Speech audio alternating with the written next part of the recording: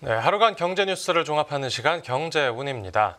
우리나라가 작년에 무역에서 큰 흑자를 기록했습니다. 이 반도체와 IT 품목 수출이 호조를 보인 덕분인데요. 오늘 뉴스 포인트는 관련 내용으로 출발합니다. 지금 자리에 홍경표 기자 나와 있습니다. 안녕하십니까? 안녕하세요. 네, 작년 경상수지 통계가 발표됐다고요. 맞습니다. 우리나라 경제가 어렵다고는 하지만 대외적으로는 상당히 견조한 모습을 보였는데요. 네. 한국은행에 따르면 작년 12월 경상수지가 123억 7천만 달러였습니다. 우리나라 돈으로 약 17조 9천억 원 흑자로 집계가 됐는데요. 네. 12월 중에서 가장 큰 역대급 흑자 기록이라고 할 수가 있겠습니다. 네. 경상수지는 우리나라 상품과 서비스, 자본에 대한 이제 수출입 성적표를 의미를 합니다.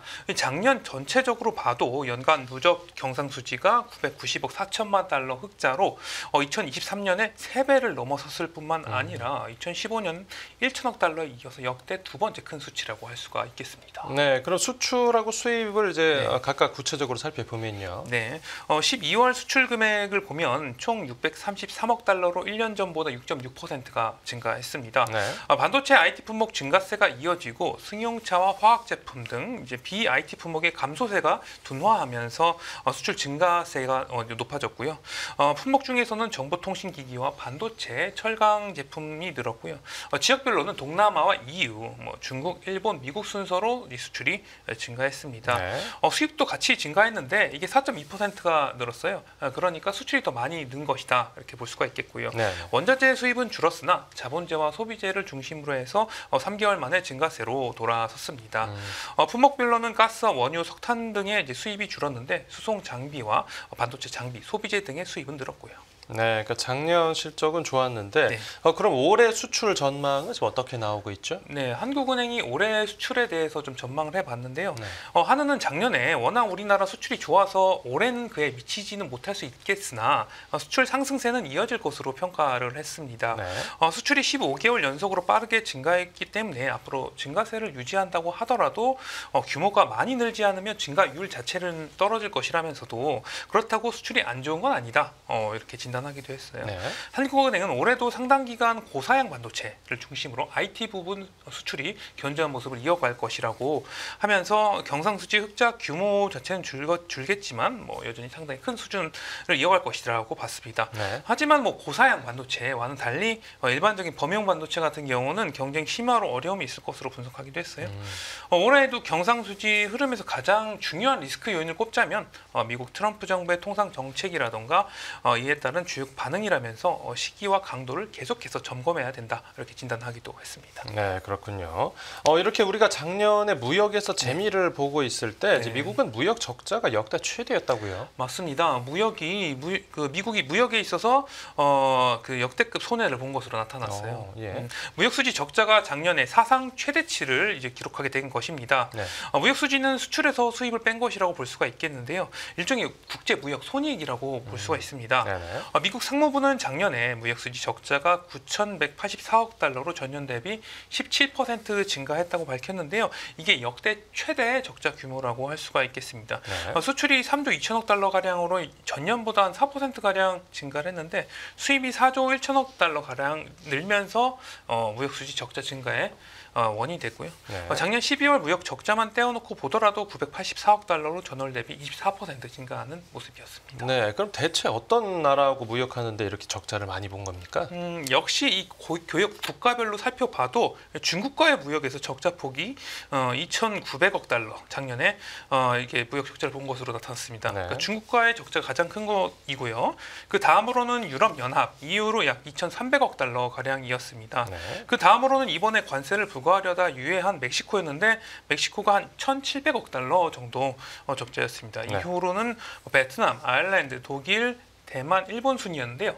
우리나라 같은 경우는 일본에 이어서 이제 무역 적자, 미국의 무역 적자 9위였습니다. 네네. 한 우리나라에게 660억 달러 가량 적자를 봤다고 볼 수가 있겠습니다. 네. 도널드 트럼프 미국 대통령은 캐나다와 멕시코에 한 25% 가량 관세를 부과하려다 유예를 했었는데요. 중국에는 추가 관세 10%를 그대로 행정명령을 유지했습니다. 네네.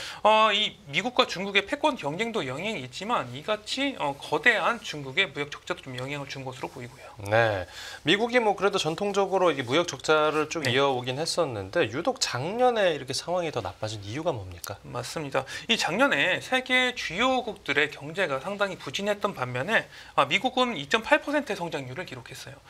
나홀로 호경기를 유지한 게 미국의 무역 적자 폭을 늘린 배경이라고 볼 수가 있겠습니다. 네.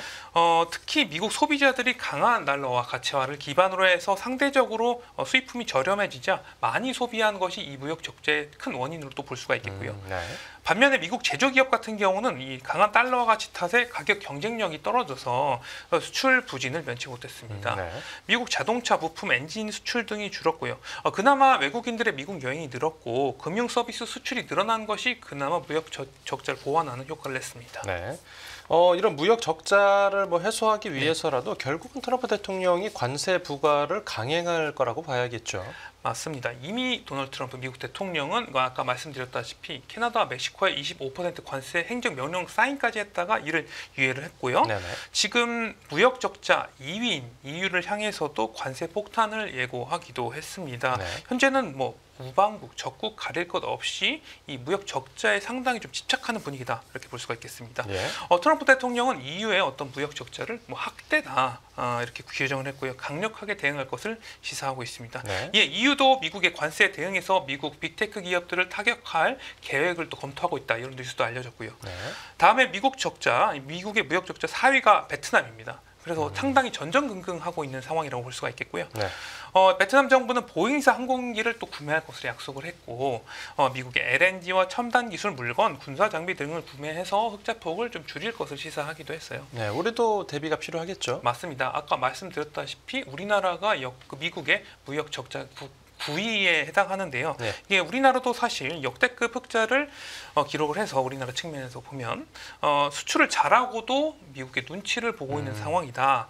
이렇게 볼 수 있겠습니다. 네. 그래서 이 미국의 무역 적자 해소 방안에 대비해서 계획을 상당히 체계적으로 세워야 될 것으로 보이는데요. 네. 우리나라의 직접적인 포괄적 관세는 아직 뭐 공식적으로 이야기되지는 않았지만 품목별로 관세를 또 매길 수가 있기 때문입니다. 네. 트럼프 대통령은 철강, 알루미늄, 석유, 가스, 의약품, 반도체 등에 대해서도 과세를 부과하겠다고 밝혔는데요. 우리나라의 주요 품목 중에 철강이나 반도체 등이 들어가 있기 때문에 이에 좀 영향을 받을 것으로도 예상이 되고 있습니다. 네. 그래서 이 미국이 우리나라에 대놓고 직접적 관세를 매기는 않지만 또 언제 또 유탄을 맞을지 모르는 상황이라고 볼 수 있겠고요. 네. 그래서 우리나라 정부 같은 경우는 뭐 무역 수지 관리를 위해서 미국 에너지 수입 확대 등 계획을 또 세우고 있는 모습입니다. 네, 알겠습니다. 네, 이어서 다음 뉴스 보겠습니다. 네, 작년 국내 주식 거래 줄고 해외 주식 늘어. 작년 주식 투자 통계가 나왔는데 네. 한번 살펴보면요. 네, 국내 증권사들의 국내 주식 거래 규모는 줄어든 반면에 해외 주식 거래 규모는 크게 늘어난 것으로 나타났습니다. 네. 국내 9개 증권사의 국내 주식 거래 규모, 그러니까 개인 투자자들이 매수와 매도한 주식의 합은 약 한 6,352억 주로 전년보다 13%가 감소했습니다. 네. 국내 주식 거래 규모는 코로나19 이후에 동학개미 등 주식 투자 열풍이 불었었던 이 2021년 약 1조 2천억 주와 비교하면은 이게 절반가량으로 줄어든 거예요. 반면에 해외 주식 거래 규모는 큰 폭으로 증가하는 모습이었습니다. 해외 주식 거래 규모는 2022년 593억 주에서 2023년 1124억 주로 한 90% 가까이 증가했습니다. 그러니까 네. 2배 가까이 증가한 것이고요. 작년에도 1564억 주로 40%가량 계속적으로 증가하는 모습을 나타냈습니다. 네, 뭐 사실상 동학개미들이 네. 뭐 서학개미로 대거 변신을 했다 이렇게 봐도 되겠죠. 맞습니다. 사실 시장에서는 작년 초부터 우리나라 정부가 밸류업, 기업 가치 제고 정책을 펼쳤는데 국내 주식 성과가 주요국 대비 부진한 것으로 나타났어요. 네. 그래서 국내 투자자들이 국내 주식에서 등을 돌리고 있는 것으로 나타났습니다. 네. 또 두산그룹 구조 개편이라던가 고려아인 유상증자 등 이 소액주주의 이익을 훼손하는 이 기업 거버넌스 이슈가 계속해서 불거지면서 이것도 어떤 국장 탈출의 원인으로 꼽히고 있어요. 네. 그래서 작년에 우리나라 지수를 보면 코스피 같은 경우는 작년 한 해 동안 9.43%, 코스닥 지수는 23.15% 하락했습니다. 네네. 반면 작년에 미국 S&P 500 지수 같은 경우는 26.58%, 나스닥 지수는 33.37%가 올랐어요. 네. 미국뿐만 아니라 일본도 주가가 강세를 보였는데요. 니케이 지수 같은 경우는 20.37% 올랐고 중국 상해 종합 지수도 14.26%, 홍콩 항생 지수도 17.82% 상승을 해서 경제가 어려웠다고 하던 중국도 지수가 상승을 했습니다. 네네. 그러니까 글로벌 주요 지수 중에 거의 우리나라만 하락세를 보였다 이렇게 볼 수가 있겠고요. 네, 그렇군요. 그런데 서학개미가 늘면서 오히려 증권사 수익이 크게 늘었다고요? 맞습니다. 국내 9개 증권사들의 작년 환전 수수료 수익은 약 2,700억 원으로 전년보다 2배가량 증가했습니다. 네. 해외 주식 수탁 수수료도 늘었는데요. 작년 1분기부터 3분기까지 해외 주식 수탁 수수료 수익이 한 8,100억 원 가량입니다. 네. 이게 전년보다 33% 증가한 거예요. 어, 반면에 국내 주식 수탁 수수료 수익은 전년의 76% 수준에 불과해서 해외 주식이 국내 증권사들의 주요 수익원으로 변모하고 있는 모습이라고 할 수가 있겠습니다. 네, 알겠습니다. 네, 이어서 다음 뉴스 보겠습니다. 네, 상장사 5곳 중 한 곳 돈 벌어서 이자도 못 내. 지금 기업들 경영 상황이 심각한 건 알고 있었는데 네. 이게 수치로 확인됐다고요? 맞습니다. 국내 상장사 5곳 중 한 곳이 영업이익으로 대출 이자를 갚지 못하는 한계 기업인 것으로 나타났습니다. 네네. 한국경제인협회 조사에 따르면 우리나라의 한계 기업 비중은 작년 3분기 기준 19.5%로 집계가 됐는데요. 네. 이 한계 기업이라는 것은 영업이익을 이자 비용으로 나눈 이자 보상 배율 이 3년 연속 1을 하회하는 기업을 의미합니다. 네. 그러니까 돈을 벌어서 이자 갚는데 다 써도 남는 것이 없어지는 것이죠.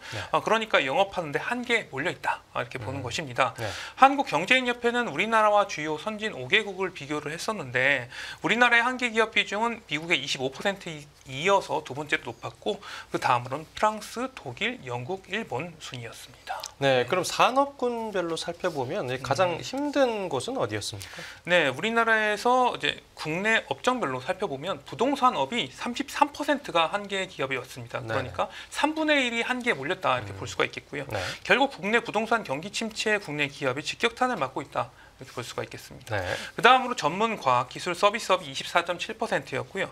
도소매업, 정보통신업 순으로 한계 기업 비중이 높게 나타났습니다. 네. 우리나라 한계 기업은 빠르게 증가하고 있었는데요. 우리나라 한계 기업 이 비중 상승폭은 2016년과 비교했을 때 12.3%포인트 증가했습니다. 네. 이게 증가폭 또한 이게 미국 다음으로 높은 수준이었고요. 네. 그리고 상장 기업에서 코스피의 한계 기업 비중이 2.5%포인트 오를 때 코스닥 같은 경우는 17%가량 올라서 경기 부진의 타격을 중소기업이 더 크게 받는 것으로 나타났습니다. 네, 알겠습니다. 네, 오늘 뉴스 포인트는 여기서 정리하겠습니다. 잘 들었습니다. 감사합니다.